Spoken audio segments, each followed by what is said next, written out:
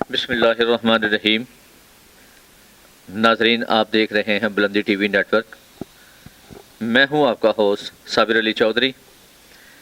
تو آئیے ناظرین، میں آپ کو ملاتا ہوں ایک ایسی شخصیت سے جو فلم انڈسٹری کی دنیا میں ایک منفرد نام ہے، اور ان سے پوچھتے ہیں کہ آیا آپ نے یہ فن کہاں سے سیکھا، آپ کے استاد کون تھے، اور آج کل آپ کی کیا مصروفیت چل رہی ہیں۔ تو ناظرین، میں ملاتا ہوں آپ کو، انہی کی زبانی سنتے ہیں۔ السلام علیکم۔ وعلیکم السلام جی، کیا حال ہے بھائی؟ ٹھیک ہیں آپ؟ شکر الحمدللہ۔ آپ کا نام؟ اکرم شرازی جی۔ اکرم شرازی۔ اکرم شرازی صاحب، آپ بتائیے گا کہ آپ کو اس فلم انڈسٹری میں کتنا عرصہ ہو چکا ہے؟ میں سر بچپن سے کر رہا ہوں، 8 سال کی عمر سے جب سے میں فلم انڈسٹری سے وابستہ ہوں۔ یعنی 8 سال کی عمر سے جو ہے آپ فلم انڈسٹری سے وابستہ ہیں۔ اور دوسرا یہ ہے کہ آپ نے ڈانس کی زیادہ تربیت حاصل کی ہے یا فلم انڈسٹری میں اور بہت سے شعبے ہیں، ان کو کیوں نہیں اپنایا، ڈانس کو کیوں اپنایا؟ سر یہ بچپن سے ایک جنون تھا، شوق تھا، تو جس کی وجہ سے میں نے زیادہ ڈانس کو ترجیح دی۔ بچپن تھا، نادان تھا، پتہ نہیں تھا دنیا داری کا۔ اس وقت میں نے ڈانس کو ہی سیکھا، اور اس کے بعد میرے استاد محترم بہت اچھے تھے، اشرف شرازی صاحب، ان کا میں گنڈا بن شاگرد تھا۔ اس کے بعد حمید چودھری صاحب تھے، انہوں نے مجھے کیمرے کی ٹیکنیک بتائی، کیمرے کے آگے کیسے کام کرنا ہے۔ ڈانس میں نے 14 سال سیکھتا رہا اشرف صاحب سے۔ پھر اس کے بعد حمید چودھری صاحب تھے، انہوں نے مجھے کیمرے کی ٹیکنیک کے آگے ڈانس سکھایا کہ کیمرے کی ٹیکنیک کے آگے کیسے ڈانس سکھایا جاتا ہے۔ اس کے بعد میں نے ان کے ساتھ بھی 2-3 فلمیں کی، حمید چودھری صاحب کو اسسٹ کیا۔ 2 فلمیں میں نے اشرف شرازی صاحب اپنے استاد محترم سے بھی اسسٹ کی فلمیں۔ اس کے بعد میں نے آلریڈی ایک گانا کبھی مل گیا، کبھی 2 مل گئے، کبھی 3 مل گئے، آہستہ آہستہ رفتار تو میں نے پوری فلمیں کرتا رہا۔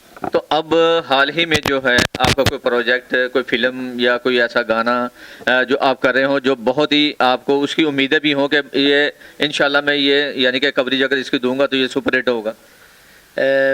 ایک میں نے فلم کی ہے، ابھی مکمل کی ہے، اس کے فلم کا نام ہے کھچ پئی پیار دی۔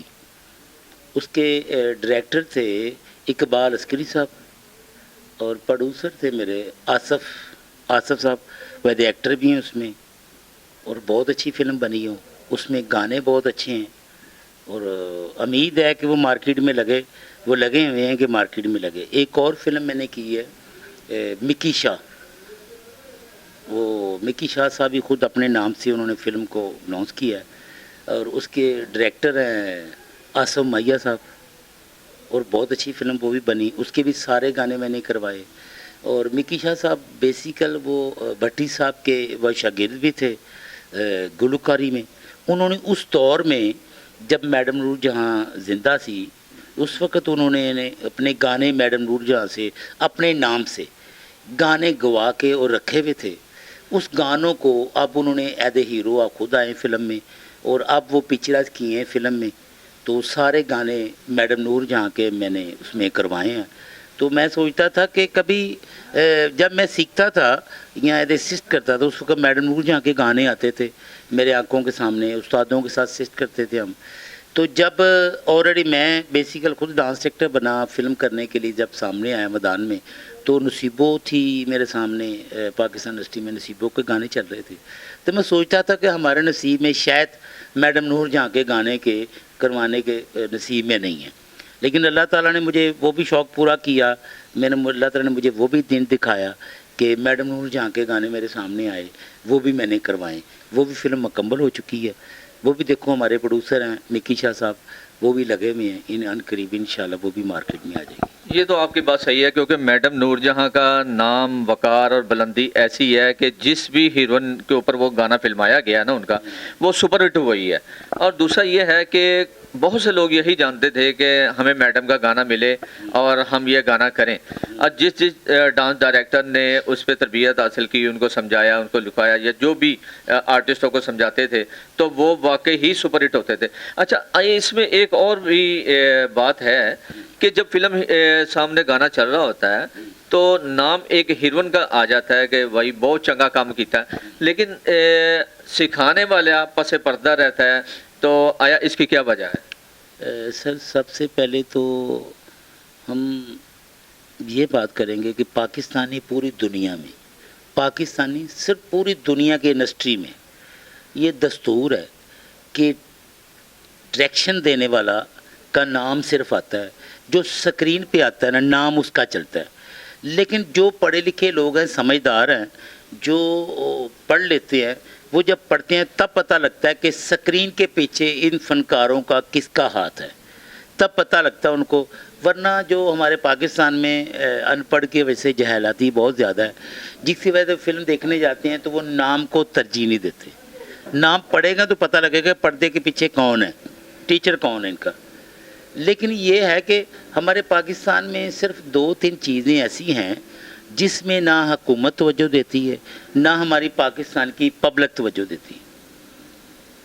پاکستان میں فلم انڈسٹری میں ایک گانے کی پوری سکرین میں ایک فلم کے اندر قوالی بھی ہوتی ہے، غزل بھی ہوتی ہے، نوحہ بھی ہوتا ہے، قصیدہ بھی ہوتا ہے، نعت بھی ہوتی ہے، گانا بھی ہوتا ہے، ڈیوٹ بھی ہوتا ہے، مجرا بھی ہوتا ہے، تو سیڈ سانگ گانا بھی ہوتا ہے. لیکن ہماری جو ان سی ہماری پبلک ہے، گورنمنٹ اس چیز کو توجہ نہیں دیتی کہ ہم جو کوریوگرافر ہیں اس چیز کی گرافری کرتے ہیں باقاعدہ، کہ لوکیشن کو بھی دیکھتے ہیں، ڈانس کو بھی دیکھتے ہیں، کیمرے کے اینگل کی پوری ڈائریکشن دیتے ہیں. یہ گورنمنٹ ہماری توجہ نہیں کرتی کوریوگرافر پہ، صرف وہ توجہ کرتی ہے ایز اے ڈائریکٹر پہ اور ایز اے ایکٹر پہ. یہ بات ٹھیک ہے آپ کی، لیکن ہماری گورنمنٹ، ہماری آڈینس کو ان کو بھی توجہ دینی چاہیے اور اس طرف دھیان دینا چاہیے کہ اس پردہ سکرین کی بیک پہ جو محنت کرتا ہے، جو اس کو لے کے چلتا ہے، اس کو شانہ بشانہ اس کو عروج پہ پہنچاتا ہے، یہ بات حقیقت ہے کہ اس کوریوگرافر کا نام ہونا چاہیے، اس ڈانسر کا نام ہونا چاہیے اور باعزت طریقے سے اس کو دیکھنا چاہیے، کیونکہ وہ استاد ہے. جو استاد ہوتا ہے وہ ایک والد کا رتبہ رکھتا ہے، تو استاد ہوتا ہے.